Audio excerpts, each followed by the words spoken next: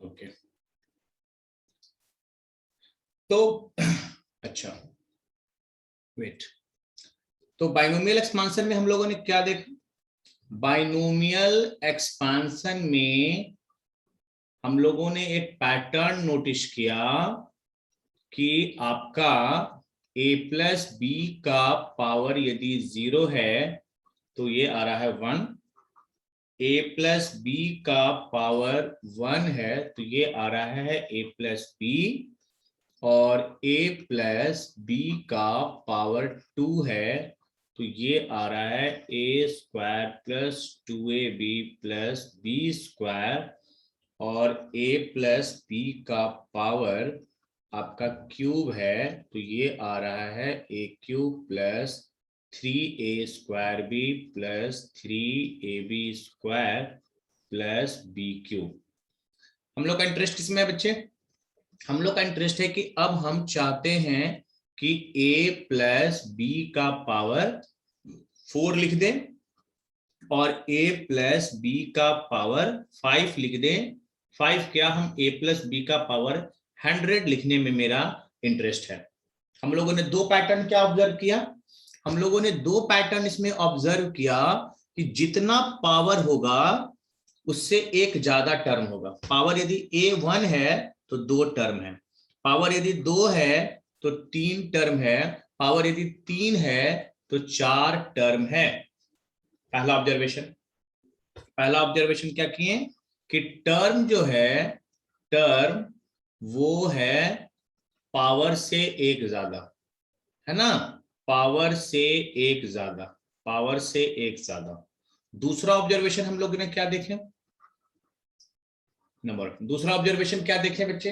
दूसरा ऑब्जर्वेशन देखें कि हर एक टर्म में a का पावर और b का पावर ऐड करने पे, ये दोनों पावर ऐड करने पे किसके बराबर आ रहा है?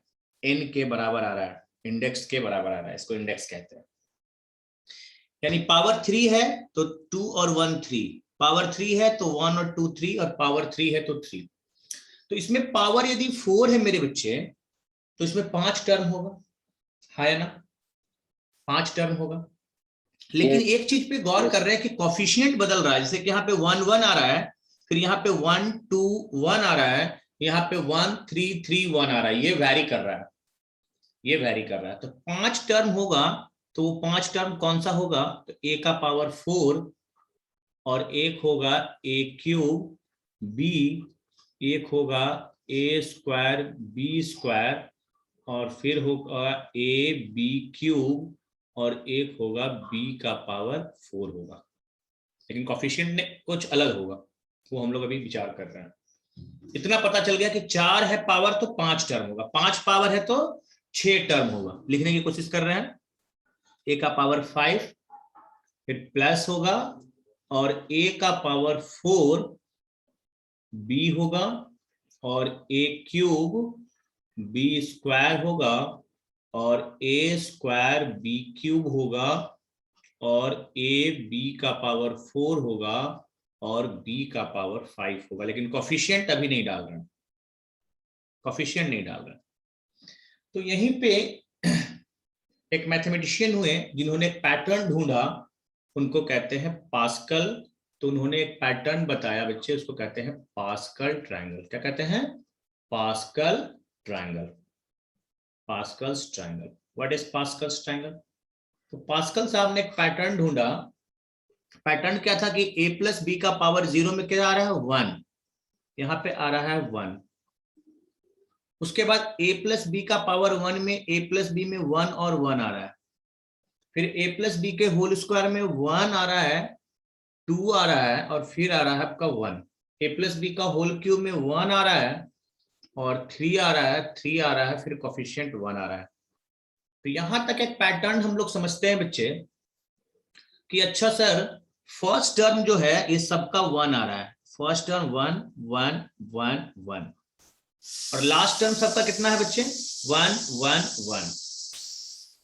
यानी जो नेक्स्ट वाला होगा उसमें भी फर्स्ट टर्म 1 होगा, और इसका भी लास्ट टर्म 1 होगा, है ना, है ना।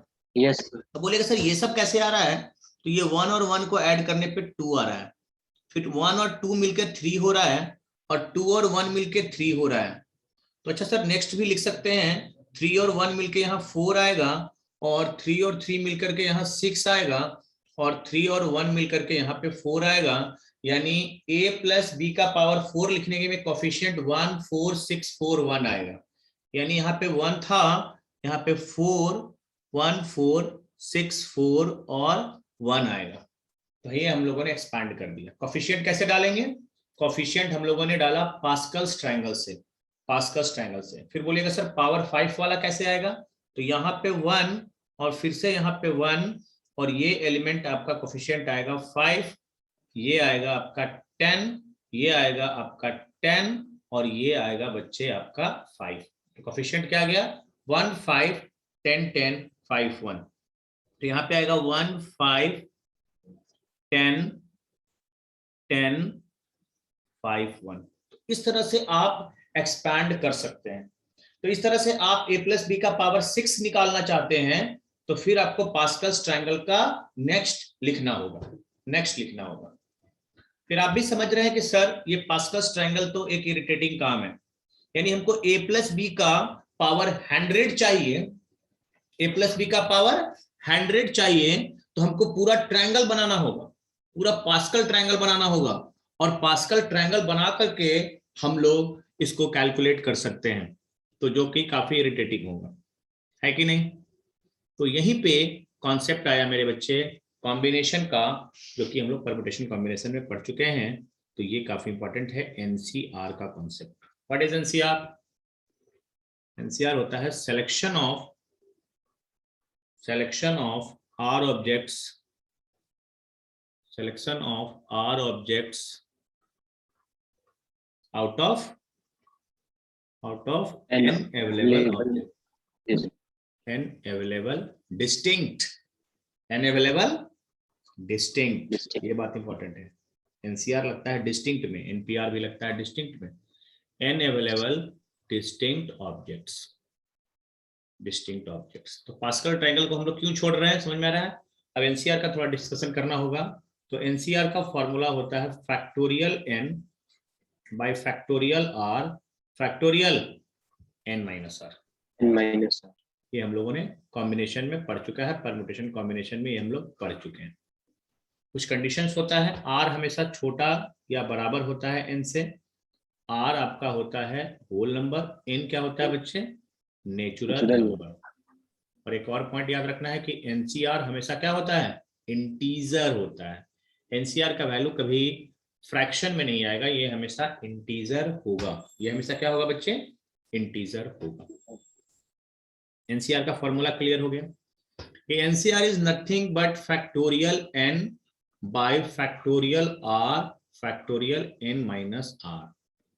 अब हम लोग एनसीआर क्या फास्ट कैलकुलेशन करना सीखते हैं, एनसीआर फास्ट कैलकुलेशन।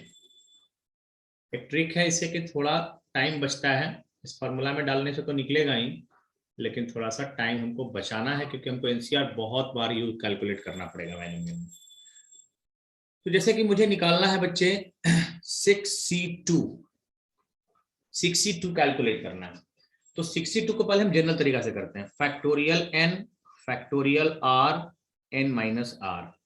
अब बोलेगा सर ये तो होगा 6 × 5 और 4 पे रुक जाइए सर, एक एक का डिक्रीमेंट करेंगे और 4 पे रुक जाएंगे, फैक्टोरियल 2 फैक्टोरियल 4। ये फैक्टोरियल 4 से फैक्टोरियल 4 क्या हो गया, कैंसिल आउट। तो हम लोग 6 × 5 और नीचे लिखेंगे फैक्टोरियल 2। तो अब हम लोग एक ट्रिक बनाएंगे कि 6 से स्टार्ट करना है और 2 डिक्रीमेंट करना है, 2। तो 6 से 1 कम 5 रुक जाना है, और नीचे डिवाइड करना है किससे, फैक्टोरियल 2 से। इससे जो आपको ये कटने वाला जो समय है, ये स्टेप आपका समय बच जाएगा। आप डायरेक्ट आप इस स्टेप से डायरेक्ट आप ये स्टेप लिख सकते हैं। इसे मुझे कैलकुलेट करना है 7c3, तो 7 से स्टार्ट करना है, 3 फैक्टर लिखना है, 7 6 5 पे रुक जाना है ना। और डिवाइड किसे करना है, डिवाइड किसे करना है, फैक्टोरियल 3 से। फैक्टोरियल 3 6 होता है, तो ये वैल्यू आपका आ गया बच्चे 35। चमक रहा है, चमक रहा है? यस। जैसे आपको निकालना है 9C5, तो 5 बार डिक्रीमेंट करना होगा, है ना? तो 9C5 9 into 8 into 7 into 6 into 5 और नीचे क्या हो जाएगा? फैक्टोरियल 5। कभी कभी आपको क्या होगा, जैसे निकालना है 10C8, ये महंगा पड़ जाएगा। एक प्रॉपर्टी होता है NCR और NCN माइनस R, क्या होता है बच्चे? इक्वल होता है। NCR और NCN माइनस R क्या होता है? इक्वल होता है। तो 10C8 का वैल्यू किसके बराबर होगा? 10C के बराबर, 2 के बराबर होगा। तो जब भी बड़ा डिक्रीमेंट हो उसको हम लोग NCR equal to NCN minus R से छोटा कर लेंगे। अब 10 से आपको कितना घटना है? 2, तो 10 इंटू 9 और नीचे किससे डिवाइड करना होगा? फैक्टोरियल 2 से। फैक्टोरियल 2 होता है तो 2C हो जाएगा 5, 9 5 45। तो ये एक फास्ट ट्रिक होता है जहां पे NCR, जहां पे ज्यादा डिक्रीमेंट करना है, जैसे 5 बार डिक्रीमेंट करना है, तो इसको ज्यादा ज्यादा आप क्या लिख सकते थे? आप इसको लिख सकते थे NC4 लिख सकते थे। तो कम से कम एक स्टेप तो बचा कि 4 बार ही डिक्रीमेंट करना है ना? तो 10C8 जब कैलकुलेट करना होगा तो हम लोग इसको 10C2 कर देंगे, क्योंकि NCR और NCN माइनस R बराबर होता है। तो 6 से स्टार्ट करना है, 2 डिक्रीमेंट करना है, 2 फैक्टर तक घटना है और नीचे वाले फैक्टोरियल से डिवाइड कर देना है। तो ये एक फास्ट कैलकुलेशन होता है NCR का। क्लियर है? यस। कुछ प्रॉपर्टीज है जो काफी इंपॉर्टेंट है, हेडिंग बनाइएगा, इंपॉर्टेंट रिजल्ट्स। इंपॉर्टेंट रिजल्ट्स जैसे कि NC0, NC0 का वैल्यू कितना होता है? n। NC0 कैसे कैलकुलेट करेंगे? Factorial n by factorial r factorial n minus r। Factorial 0 कितना होता है बच्चे? 1 होता है। कट के कितना आ जाएगा? 1 आ जाएगा। This is the first property, NC0 is 1। NC1 इसको याद रखना है, NC1 कितना होगा? NC1 n होगा। सिंपल, पहले फॉर्मूला पे आपको ट्रस्ट करना है। NC1 निकालने के लिए factorial n factorial r factorial n minus r। Factorial में हमेशा बड़े वाले को घटाएंगे तो n और एक घटेगा तो हो जाएगा n माइनस 1, रुक जाएंगे और नीचे आएगा n माइनस 1, n माइनस 1 से n माइनस 1 कैंसिल आउट, ये आ जाएगा मेरे बच्चे n। तो NC1 आपको याद रखना है एज ए स्टैंडर्ड रिजल्ट कि NC1 होता है n। NC0 कितना होता है? 1। और एक और याद रखना है NCN। NCN हो जाएगा, ये भी आपका 1 हो जाएगा। NCN किसके बराबर होगा? n से 0 के बराबर होगा। और ये तो हम प्रॉपर्टी बहुत बार यूज कर चुके हैं। NCR और NCN माइनस R बराबर होता है। NCR और NCN माइनस R बराबर होता है क्योंकि आप NCR का जब फॉर्मूला लिखेंगे तो लिखेंगे factorial n factorial r factorial n minus r। और आपको NCN माइनस r का फॉर्मूला लिखना होगा तो आप लिखेंगे फैक्टोरियल n बाई r की जगह n माइनस r और फिर दोनों को घटाएंगे r बचेगा, यानी ये दोनों वैल्यू सेम आ जाता है मेरे बच्चे।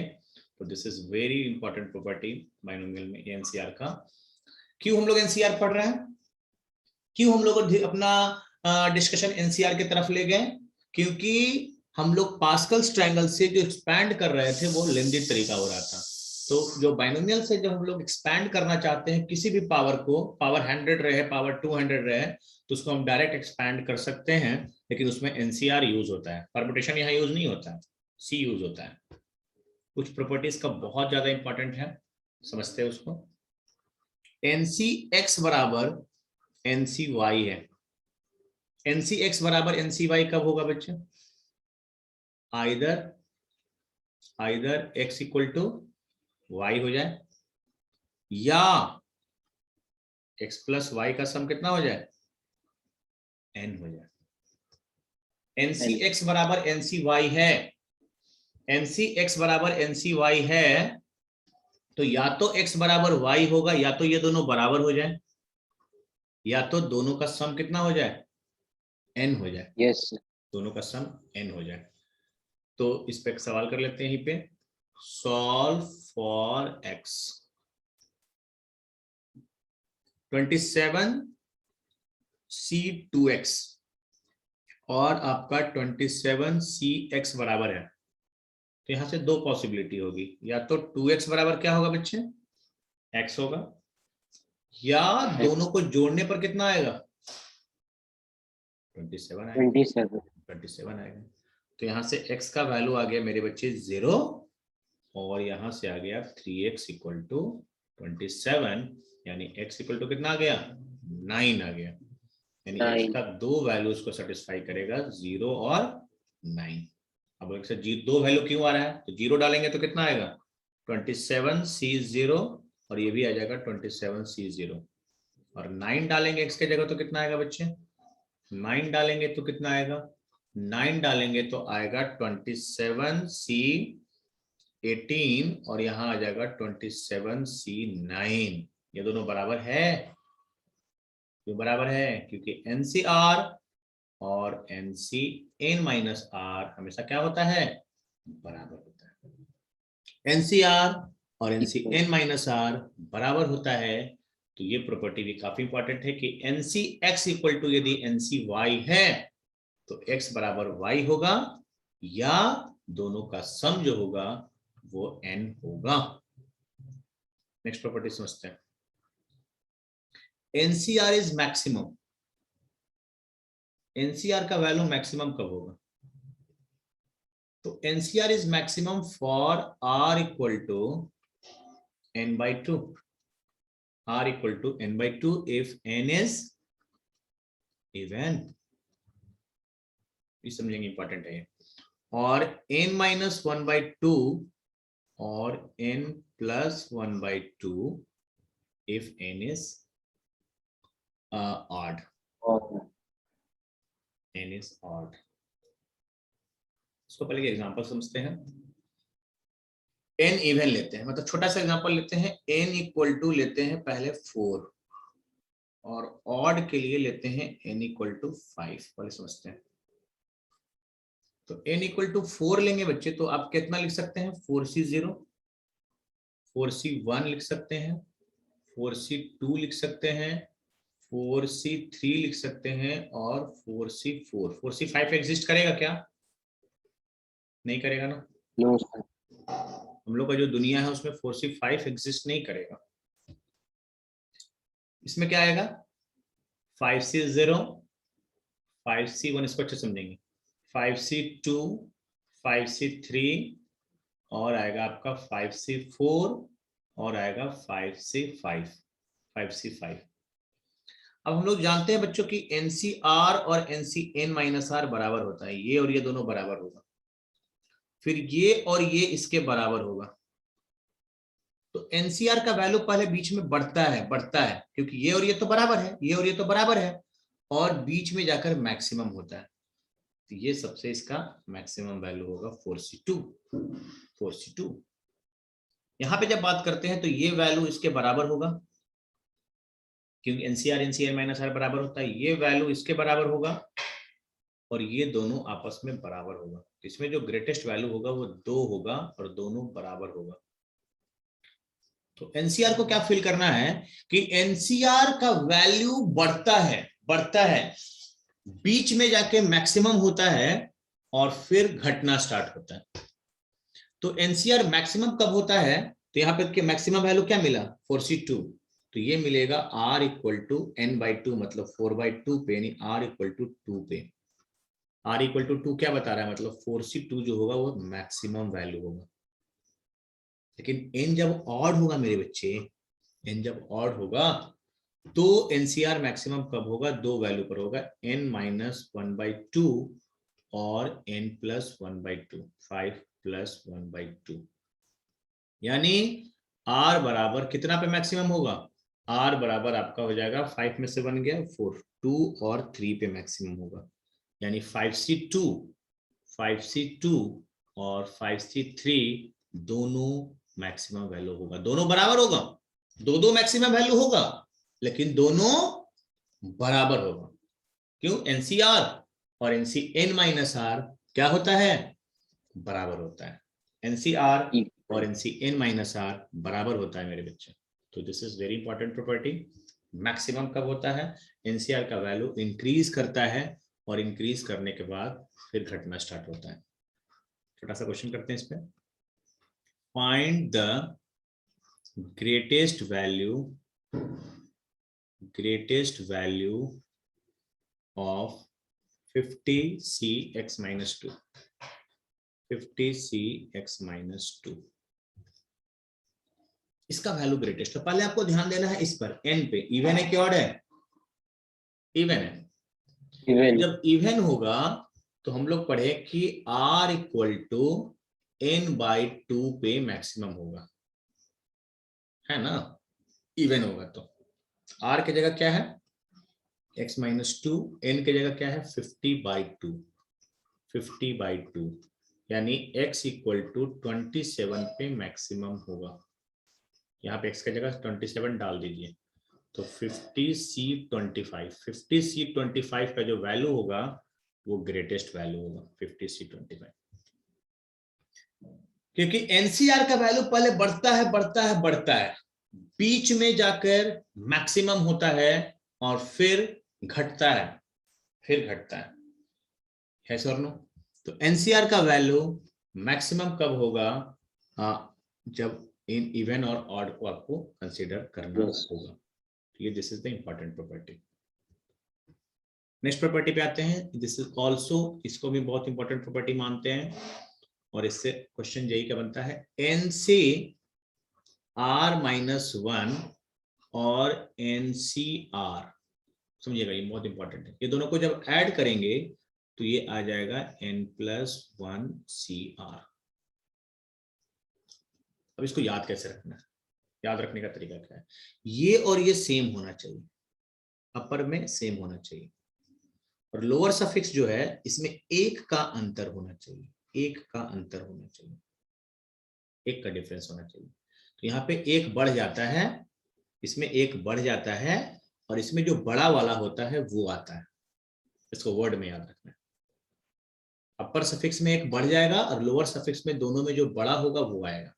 प्रूफ क्या है इसका? इसका फॉर्मूला डाल दीजिए, इसका फॉर्मूला डाल दीजिए, ऐड कीजिए, आएगा। लेकिन एग्जाम में इतना टाइम नहीं होता है मेरे बच्चे, फास्ट आपको कैलकुलेशन करना होगा।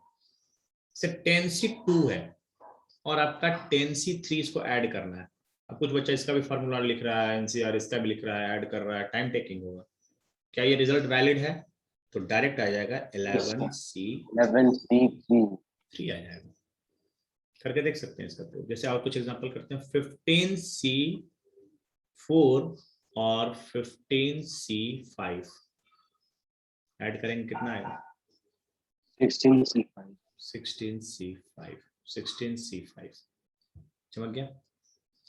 तो इस प्रॉपर्टी से एक बहुत अच्छा सवाल है, वो हम लोग करते हैं। The value of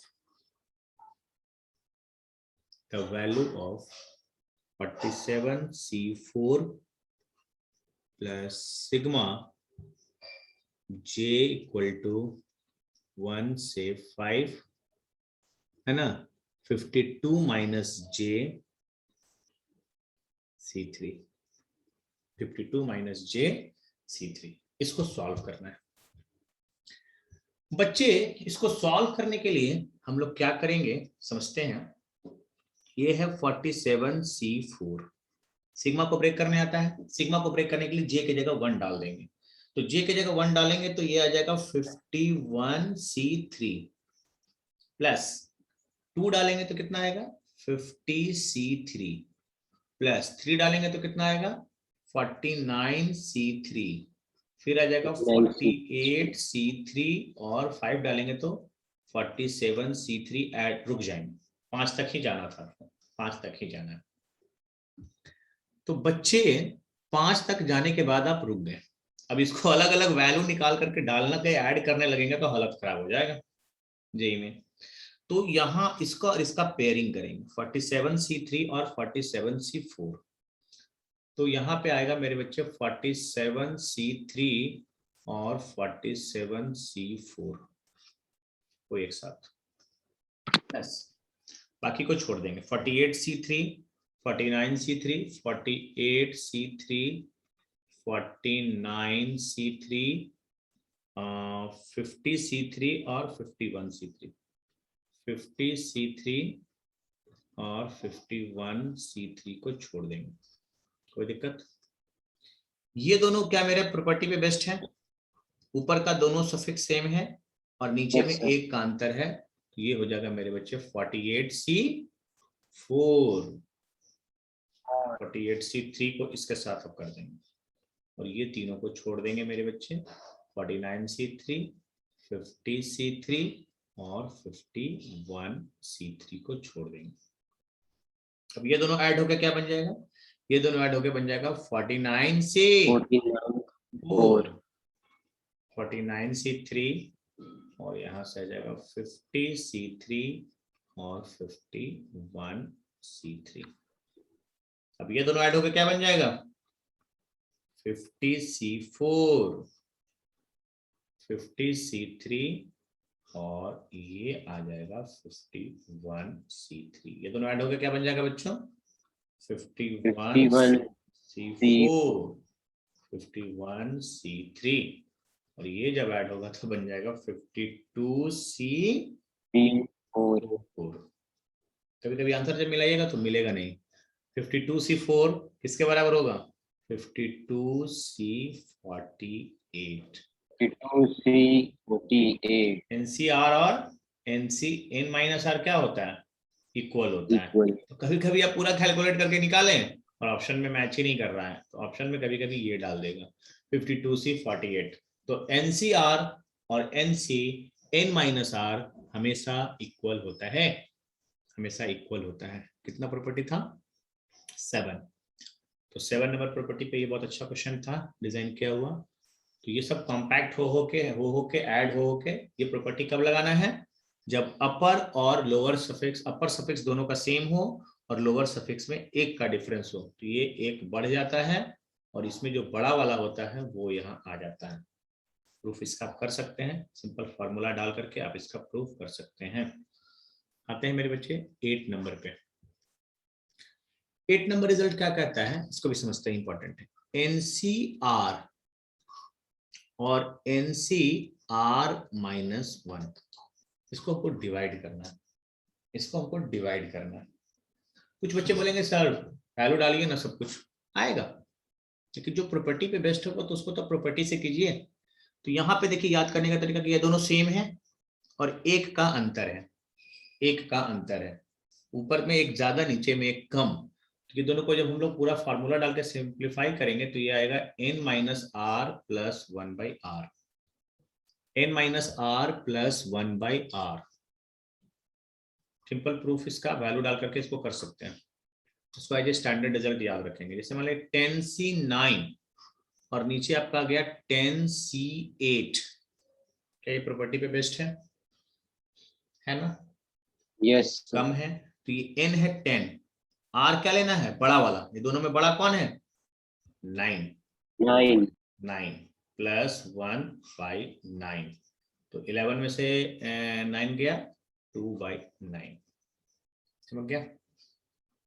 20C4, 20C3 क्या करें?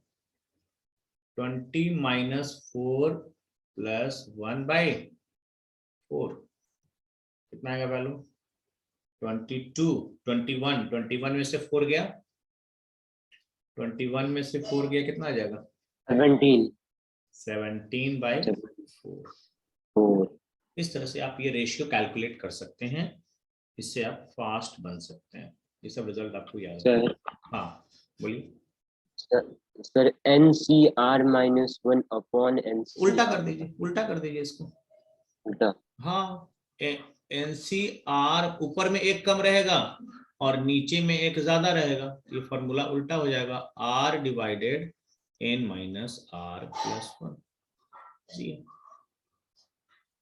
रेसिप्रोकल ले लेंगे दोनों साइड, है ना? तो नीचे Yes. में कम ऊपर में ज्यादा तो ये लगाएंगे, हाँ ये गलती होता है, ऊपर में कम नीचे में ज्यादा होगा तो फिर इसको उल्टा करके याद रखेंगे। तो आपके पास जब भी सवाल आएगा तो आप याद रखिएगा ऊपर में ज्यादा है नीचे में कम है, यदि कम ज्यादा आ गया तो फिर रेसिप्रोकल करके निकाल लेंगे, है ना, तो ये उल्टा बन जाएगा। Yes, sir. आते हैं 9 नंबर में, ये भी आगे बहुत यूज होगा, R into NCR. R into NCR हो जाता है N into n-1 CR-1। Summation series करके टॉपिक है, उसमें ये बहुत ज्यादा यूज करेंगे, R इंटू एनसीआर। प्रूफ हम नहीं कर रहे हैं, आप दोनों को LHS RHS को बस कुछ नहीं करना है, एनसीआर का फॉर्मूला डाल देना है, यहाँ भी एनसीआर का फॉर्मूला डाल देना है, इक्वेट कर देना है, दोनों बराबर आ जाएगा। इसका यूज आप कर सकते हैं। R इंटू एनसीआर, N और यहाँ एक घट जाएगा और यहाँ एक घट जाएगा, है ना।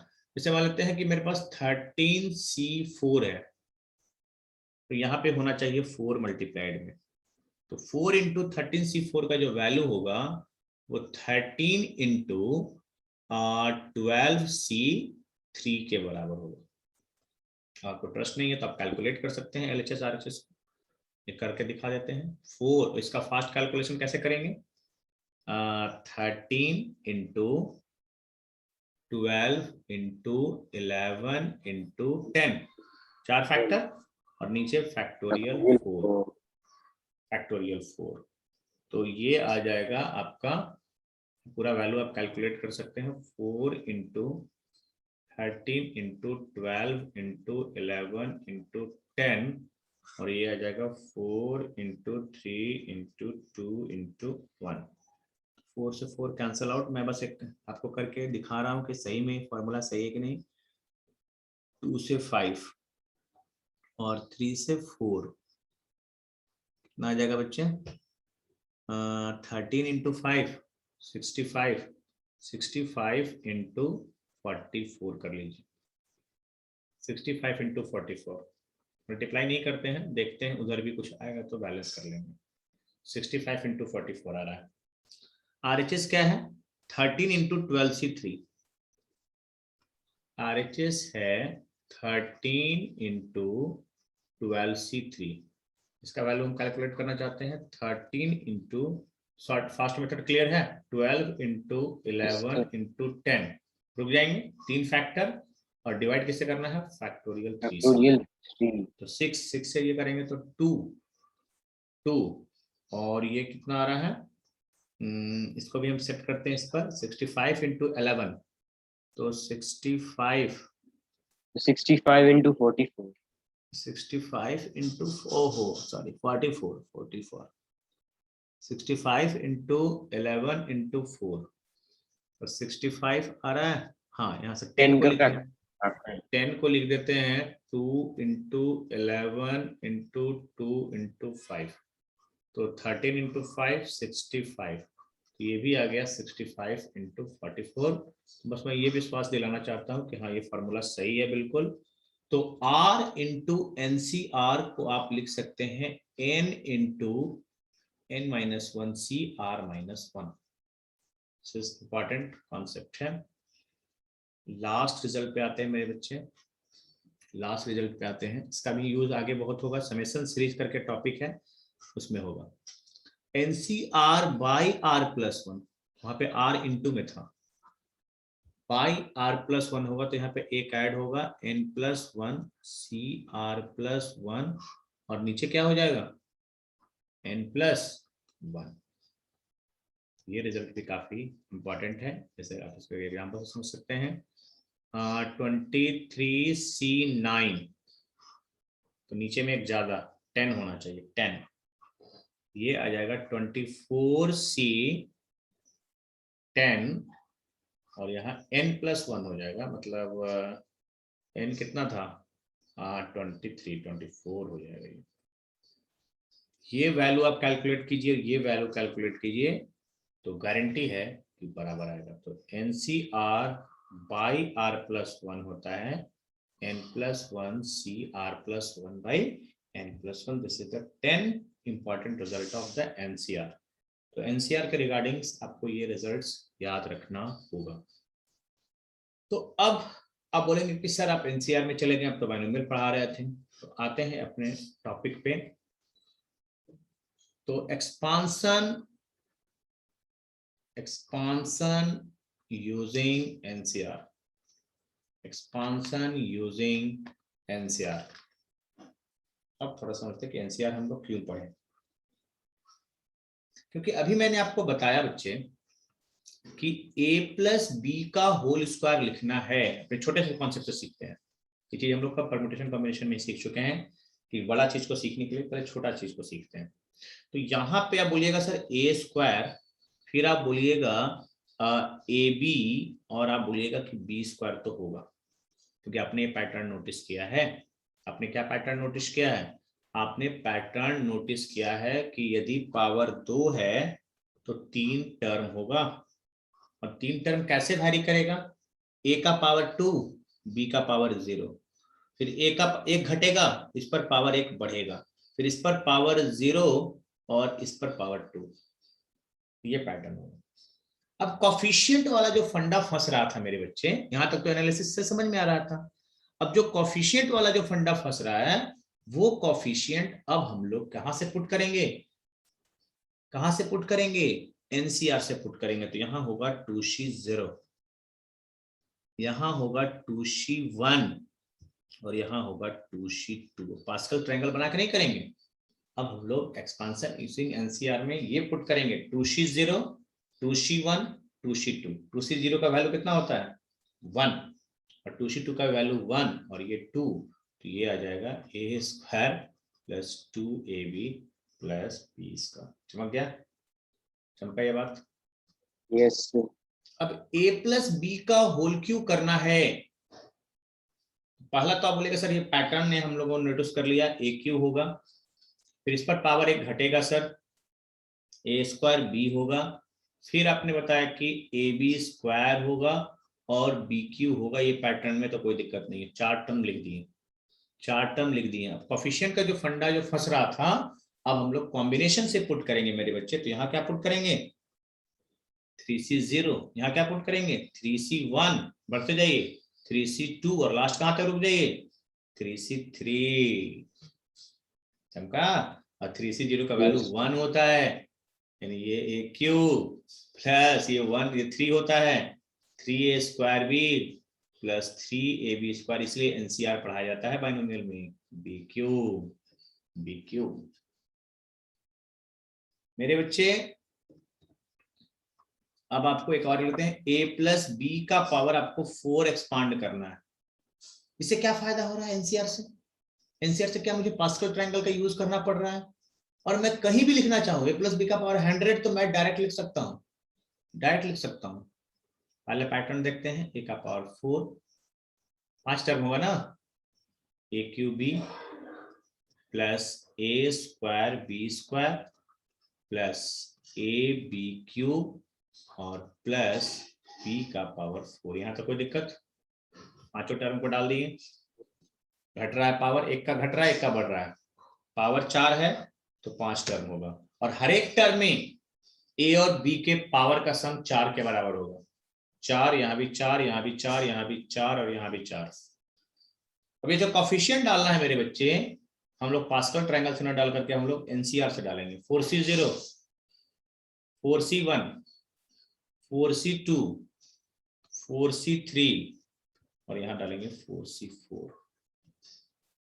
इस तरह से आप किसी का भी एक्सपेंशन लिख सकते हैं। छोटा सा एग्जांपल और करते हैं, a प्लस बी का पावर 5।